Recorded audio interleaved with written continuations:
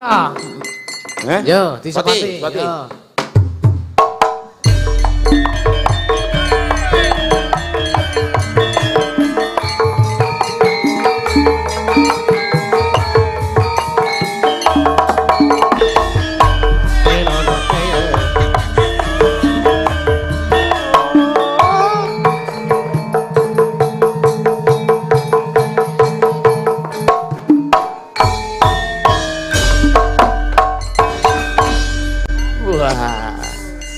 Isik nganggo cikalan. Cara marute kambil isik nganggo cikalan. Apane cikalane? Turane gamelan nyong yang gluntak. Yang kuwi cikalan. Ya kan kudu ngono kok. Ana bocah kok jantenan. Apa Mas kok brangkang-brangkang Mas? Oh, kowe iki arep njupuk gambar. Wis gedhe kok brangkang. Tandha hormat lho kowe iki. Oh, tak kira ora iso mlaku. Ngawur. Ayo nduk anggi kene. Njaluk bimbingan. Wah, gegere anget ki ndroke akeh iki sesuk. Aja dipadake pitik. Wah, lah pitik semene iki ndah ndroke. Monggo pitik ki enake wulune nggo korok-korok. Terus maksud lo? Wah, ora usah terus ki. Njaluk bimbingan. Ayo. Ayo. Ayo. Nyuwun tintinganipun Kang Mas. Nembung dhewe. Ayah. Nembung dhewe. Tintinganipun Mas. Iya. Mbok yo aja kasar-kasar kaya ngono kuwi to. Kaya biasane ki lho wis ket mau. Iya diajeng. Iki alah ana kaya ngono kok ya ora iso halus lho. Ya nek tegese Gusti iki maha adil. Dadi sampean sing halus dipethukke karo sing ora halus. Lah kudu memperbaiki sing ora halus ngono. Enggak saling melengkapi. Ya. Kowe iki marmere, iki amplase. Oh, marmer kok diamplas. Ayo nak. Ya, Nyingkar nyingku.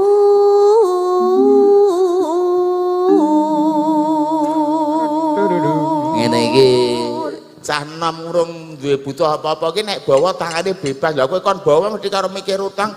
Mingkar. Aku dene sampean ki nek upamane senengane ijo-ijo. Ora dikeki abang. Wis sandale sapa kowe? Aja ngawur lho kuwi sendale penonton lho. Wis main sak polah-polah ya, mlaku rono. Anggotane kon ngitung ngono lho, Pak. Nggih. Nggih. 1, 2, 3 tak sawang saka kene lho. Ya, wis. Pokoke jumlahe 10 ya, Nok ya. Kowe dadi seksi ya. Ya mangke diitung nggih, Bu. Duit ke. Nek mbahmu kaya ngono. Sembrono niku. Aku omah semen kok tak golekane. Nek arep golek esuk-esuk. 10 lho mau. 10 lho.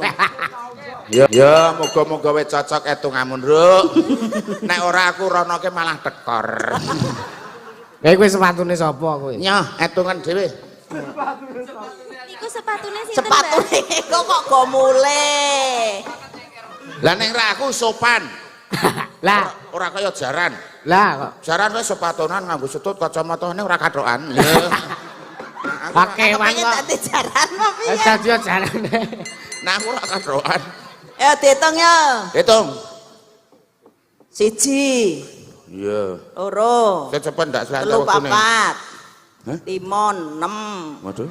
7, 8, Iya. 9, Iya. 10, 11, 12, 13, Iya. 14, 15. Matur sembah nuwun Pak Tom menika gunggung keprok wonten 1,5. Ngene ya, Hin. Ya? Gandeng kowe iki bojoku. Ya. Aku nek ngayani bojo sithik ki isin, nyopreken ki 1.500. Telek. Masa meng rono nganti keserimpet-serimpet kok malah tekor 300 ora ya. Matur nuwun dongake sik. Nggih matur nuwun Pak Tom, pokoke Kuasa teles. sing kuasa sing males. Kuasa garing sing kuasa mesti sesuk bakal peparing. Kuasa bedah. Sing kuasa maha murah. Kuasane dilundrung, le gendurian wis rampung. Ayo nak terus kena. Iya. Ya. Gubuk asmara langsung lewung. Oke. Engko suhin kon salto. Iki genten pamundutan. Nggih. Sing ngersake lewung. Nggih. Dari dusun Praon Pulutan. Nggih. Ayam tulang lunak 2020 menyediakan catering, jajanan pasar, snackbook dan lain-lain. Ngersake lewung ugi. Ya. Kuwi dusun sing senengane dolanan. Ya. Legur praon wae ora gelem.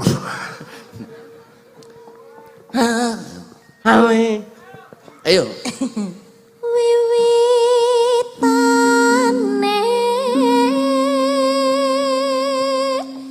nyingkar nyingkur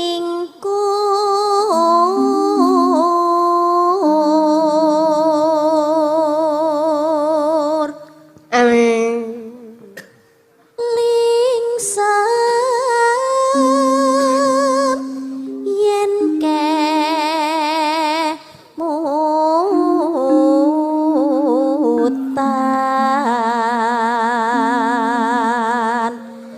lelampahan kang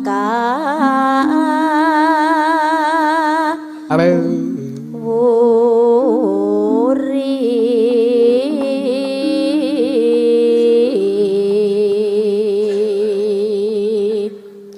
tresno tulus nadyaningku buk asmara.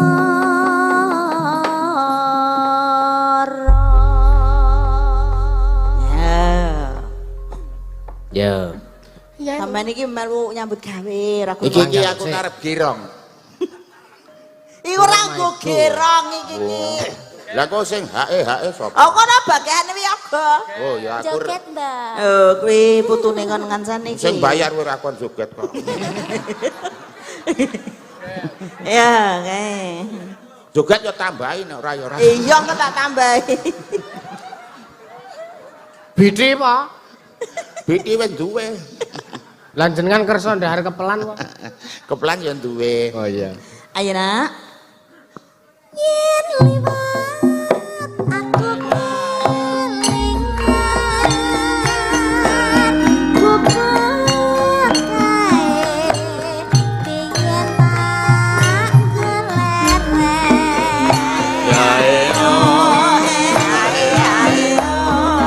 neng jaga ngeplak tulisan warna aku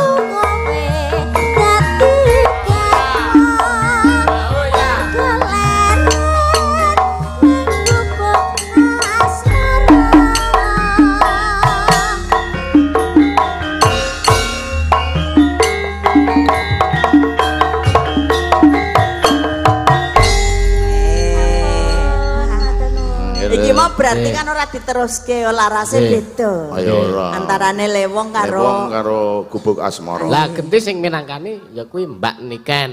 ya. Lewong. Monggo. Lewong. Mbak Niken. Lewong dadi ki ya men Lewong. apa? Yo. Ayo maju kene.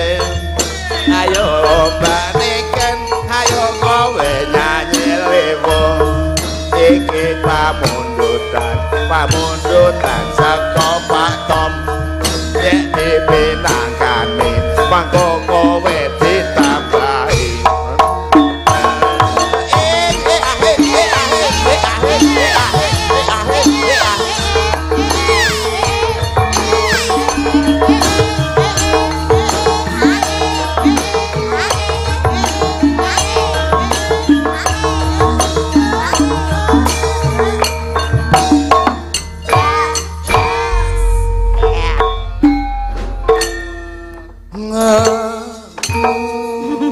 Jane Mbak Niken sing maju semangat. Semangat, nanti Semangat. Sing semangat ki Mbak Nikene. Aku Ya. semangat terus. Terus Aku tuh semangat kok ya nak ya. Nggih. Anu Mbak Niken iki Nggih, Mbak nyendikane Baul. penyanipun Pak Bapak Haji Pak Haji, nggih. Nggih. Lewong. Iki le nyawer tekan penyanyine atau tekan sing ngaturke. Aja kaya kancaku ustah ning Jakarta ya. Lah piye? Nyawer ngono meh tekan gone penyanyine ngono sing wedok munggah arep nggo arisan. Nggih benten kok nggih. Sing dikersake Lewong. Lewong. Nggih. Lewong. Iku gapiak men ta. Lewong. Langsung mawon nggih. Nggih. Ah sing langsung wae lah aku ora biasane langsung, Mbak. Maksude iki lho, Tegese niku mboten nangge bawa. Lah iya. biasane langsung kokoh. Odake maem lho. Ora kok nek ro kuwi kena himbo. Kesuwen iki ora penak. Ya. Iya. Amsok. Oh, senengane jawel ki lho. Senengane ngono kan. Kurang gawean. Wong ora kena lho. Antene aku cedak wong lanang ngono sampean muring-muring. Lah ora kena lho gur ngene. Kena wae aku ngerti Oh kok. ngene. Lah kejaba nek kena ngene. Nah, Lah gur ngene. dibaleni. Lah kok malah Malah di nerke wae ora. Lah ora kena kok muring-muring. Lah kejaba nek kena. Ayo. Yo, ayo Mas Monggo. Kipul, yo.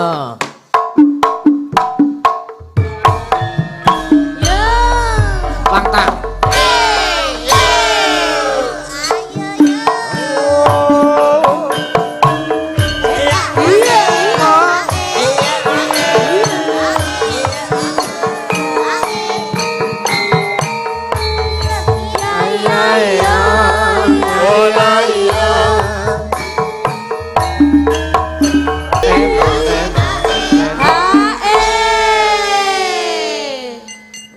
Awak entuk neh. tambah malih. Tambah malih iki kok sing dikersake jula-juli. Oh nggih, siap. Bar iki dikompleti karo anu. Nggih. Ya. Iya. Sabtu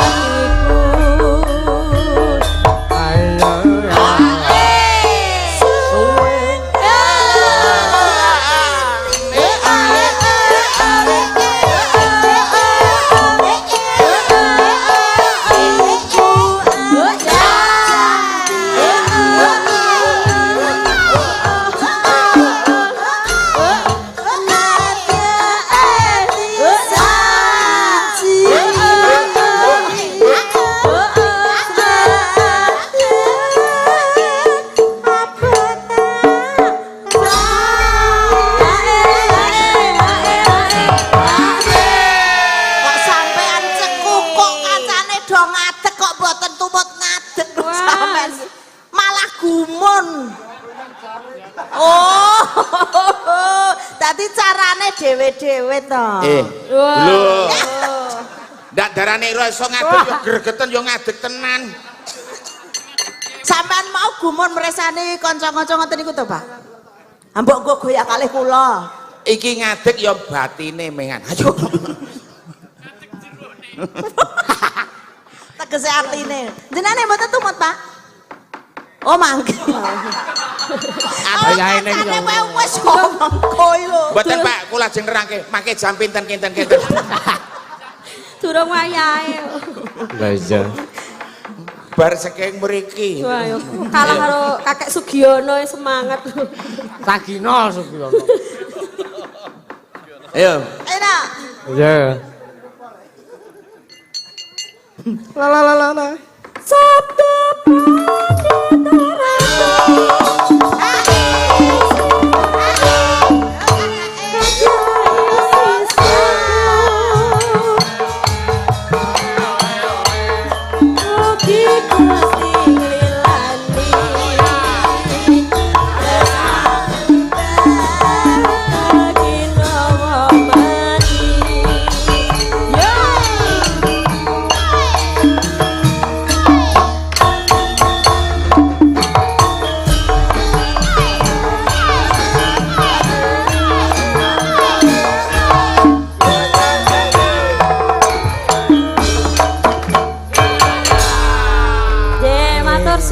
Slendro. Sampun. Iki ngoyak wektu. Oh iya. Santai wae limbukane tekan setengah 1. Oh, Iki mau lekas setengah 12 rampungnya setengah 1. beres. Ayo. Ya. Jula-juli wau. Nana. Sing wedok turu ngisor. Piye? Sing wedok turu ngisor. Lah ngopo nek ndur? Sing lanang turu nang dhuwur kasur. Saru-saru. Aja saru-saru. Dadi wong urip ayo sing andhap asor. Percaya ngono kuwi mesti akeh sedulur.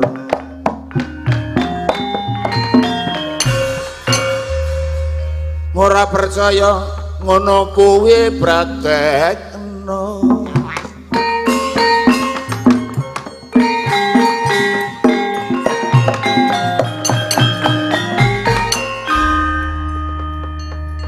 Tuku gethuk kok nang Wonosari aku bengi njaluk disemayane.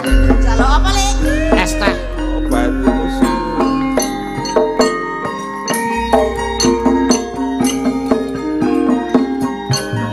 Ya.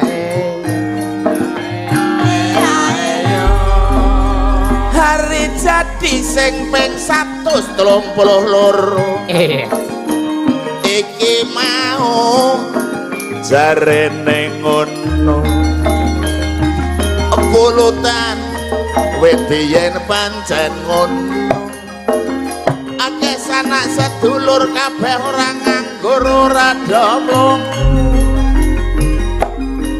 pulutan tak sesuwun sansaya maju waton masyarakat wargane kabeh bareng bersatu nek gotong royong dulur kudu karo mesem guyu ora kena gotong royong karo padha nasu-nasu tak kira mengen gotong royong yen nyuwun ana ngersane kang kuwasa moga tansah pinaringan kalih sing sampe kala katur para warga uga para pamirsa moga tansah pinaringan slamet lan uga widodari niki patok sampun badhe kondur mlakune maju ora mlaku karo mundur kabeh warga Pulutan selalu bersyukur sebab Pak Tom kersa paring lan wuwur nek iki aku arep ngrembug prawan ngono ana pirang-pirang jenisan nek ra percaya dulur iki dudu bathekan ning iki dulur prawan wis ana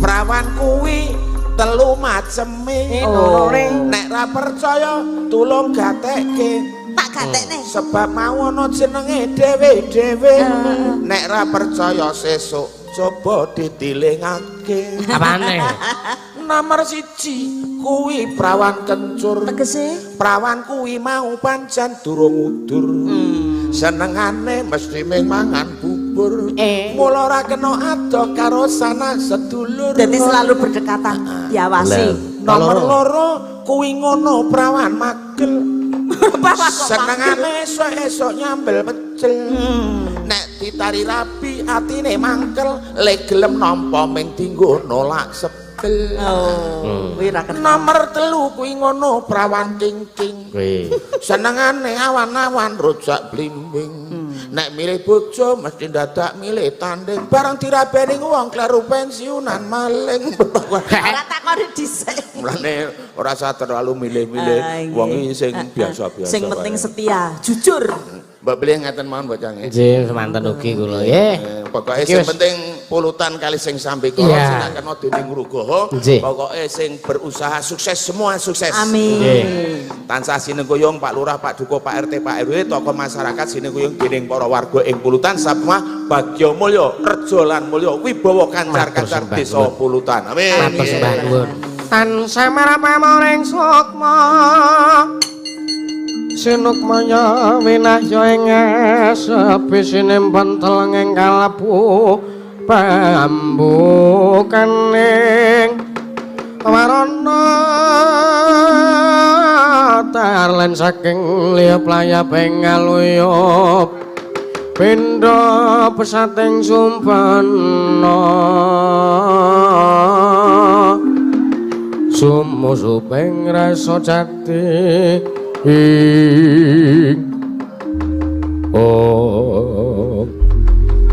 tan kawusa manjing wonten ing gumbit sanggar sangarum kula ganti mlajaripun Sang Prabu Hamsa ngawe ingkang ngrayi Sang Prabu Dimbaka kaya maling golek dalan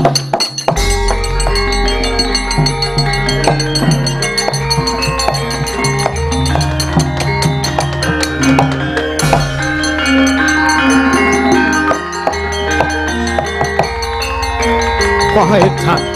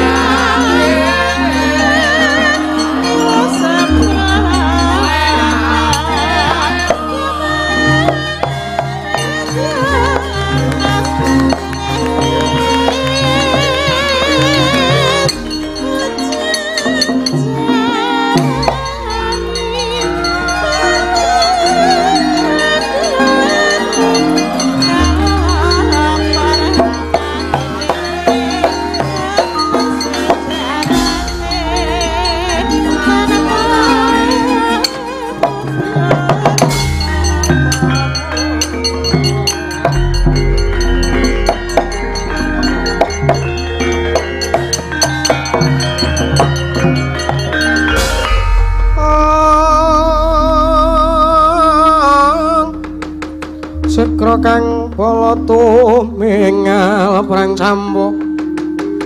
campuh samya metali lerta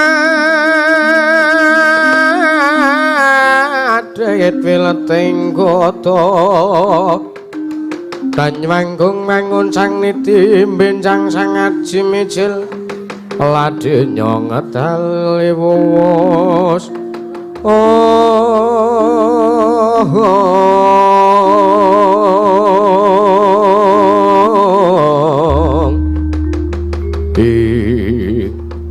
wah latala Kakang Hamso aku nyadung dawuh Kakang wah latala adiku Dimbaka kepiye kabul kawasanamu nggonmu arep blengket Nalendra 3 negara ya kuwi 1 Ngamarta 2 Ndrawati lan 3 Mandura waduh di dina samengko aku wis sowan menyang negara Ngamarta aku wis praptek negara Ngamarta aku malah Blakasuta matur yen aku mbutuhake syarat srana kanggo waluyane negaraku ya kuwi kudu nganakake saji korban Nalendra 3 negara 1 Ngamarta 2 Ndrawati lan 3 Mandura lah dumadakan ora weruh sangkan paraning bilahe Raden Werkudara njangkah lawan aku tegese njangkah piye Kakang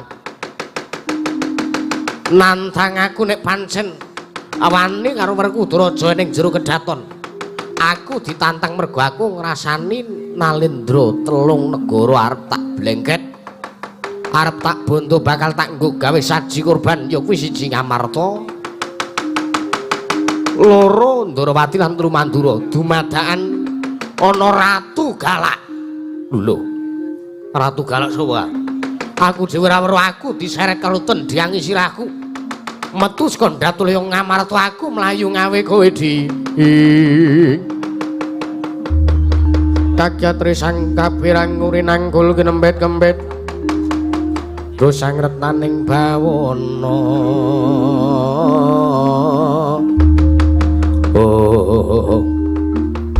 Gok Nun piye go vertikalmu kuwi ratu gustimu sing kaya ngene kanane cara kula kok nggih mpun sinuwun mbok diwurungke mawon lho diwurungke piye sebabe kok mengke riyen to teng negara Ngamarta niku enten senopatine sing jeneng Raden Werkudara teng Ndrawati nggih enten senopatine sing jeneng Raden Harya Setyaki lah teng Mandura niku mboten enten senopatine ning nek sing temandang sinuwun Baladewa dhewe wah ngegirisi ngedapi-dapi sampean gila dhewe mergo nek tandange niku rusuh ngoten lho dadi nek wis musuh kecekel ki dijejeki cangkeme karo kadang sok luwih parah ki diplotrake njur dilalahi nenggala wah apa ya kok wis